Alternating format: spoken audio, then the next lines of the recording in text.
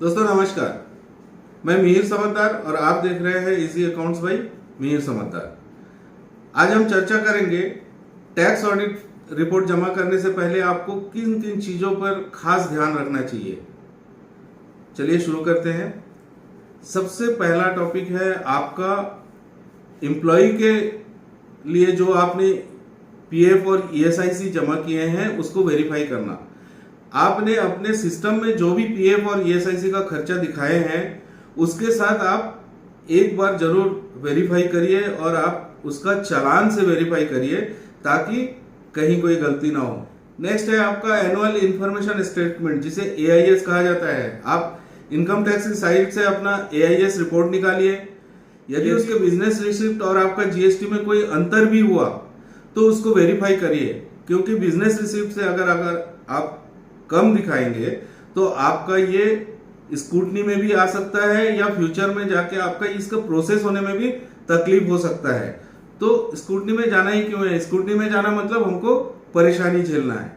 Next है आपका duties and taxes का वेरिफिकेशन करना।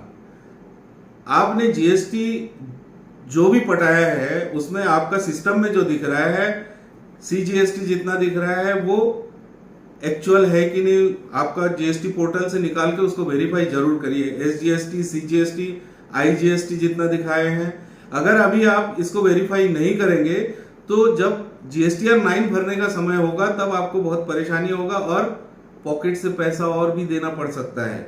इसलिए ज्यादा बेटर है कि अभी आप इसको वेरीफाई करके ही आप ऑडिट रिपोर्ट सबमिट करिए। नेक्स्ट आपका प्रॉफिट है जो कि बहुत इंपॉर्टेंट होता है, आपको इसमें ध्यान देना चाहिए। आप प्रॉफिट पे जरूर ध्यान दीजिए कि पिछले साल के टर्नओवर के हिसाब से प्रॉफिट कितना था, कितना परसेंटेज था, और इस साल के टर्नओवर के हिसाब से आपका परसेंटेज कहीं डाउन तो नहीं हुआ है। आपको अगर परसेंटेज डाउन होगा तो आपके पास जवाब होना चाहिए कि परसेंटेज क्यों डाउन हुआ है। पिछले साल आपने 10% प्रॉफिट दिखाया है या 8% प्रॉफिट दिखाया है, 6% दिखाया है, तो इस साल वो घट के 4% क्यों हुआ? उसका वर्किंग अभी से करके रखिए ताकि भविष्य में अगर कभी आपका स्क्रूटनी में आया या वहां से कोई लेटर आया तो आप उसका जवाब दे पाए। तो ये थी छोटी छोटी कुछ टिप्स जिसको आप अगर ध्यान में रखेंगे तो आपका इनकम टैक्स में कहीं कोई परेशानी नहीं आएगा। और यदि आपको वीडियो पसंद आया तो प्लीज इसको लाइक और शेयर करिए और सब्सक्राइब जरूर करिए यदि आपने नहीं किया है। धन्यवाद।